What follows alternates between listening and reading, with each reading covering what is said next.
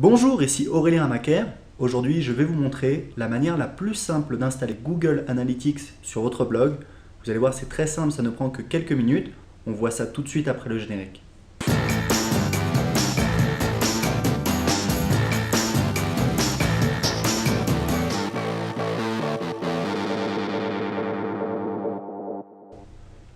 Donc pour cela, il vous faut un compte Google Analytics. Si vous n'en avez pas, vous cliquez sur « Inscrivez-vous dès maintenant ».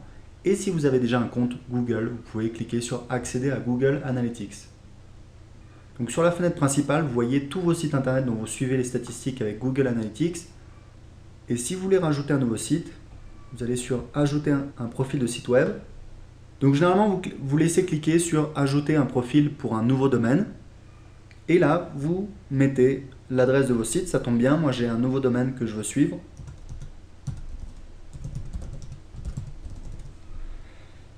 Voilà, France, vous cliquez sur terminer. Donc vous arrivez ensuite sur une page sur laquelle on vous donne en fait du code qu'il faut coller sur votre site. Donc soit vous éditez votre fichier header.php, mais sinon il y a un moyen plus simple, c'est d'utiliser un plugin. Moi j'utilise un plugin qui s'appelle Google Analyticator qu'on va voir ensemble. Tout ce dont vous avez besoin, c'est de recopier en fait l'identifiant Google Analytics. Donc il a toujours la même forme, en fait il est de la forme UA- un nombre comme ça qui est en fait votre identifiant. Et ensuite le dernier nombre, ça va permettre de distinguer les différents sites que vous avez. Donc ça, ce nombre-là, il est unique à moi et pour mon site. Donc je fais CTRL-C, je vais le copier, je vais faire enregistrer et terminer. Ensuite, je vais me connecter sur l'interface d'administration de mon blog WordPress. Dans la colonne de gauche, je vais aller dans Extensions. Je vais activer le plugin Google Analyticator et ensuite je vais cliquer sur Settings, ce qui signifie paramètres en anglais. Donc ici, je vais pouvoir recopier l'identifiant qu'on m'a donné. Par défaut, ici, c'est à Disable, je le mets sur Enable, ça veut dire que c'est activé. Ensuite, vous avez quelques paramètres.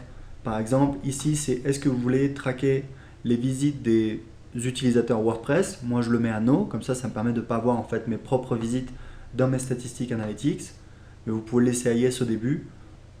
Après, vous avez pas mal de paramètres avancés, mais honnêtement, pour commencer, tout ce dont vous avez besoin, vous l'avez indiqué, donc vous cliquez sur Save Changes.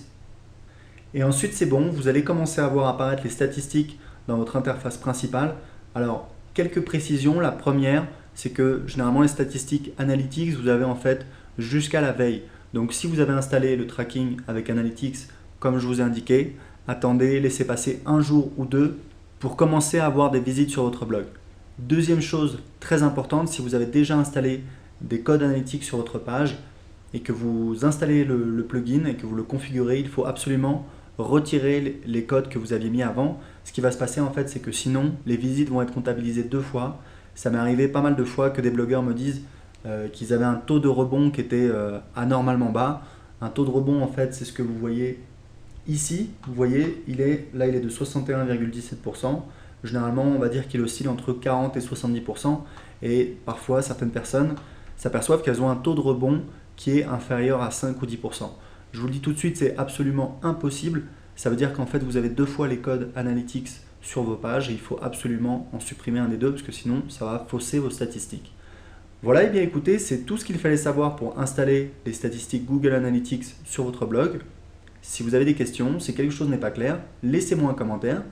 Et en attendant, je vous dis à très bientôt pour de nouveaux conseils en vidéo sur bloguer.tv.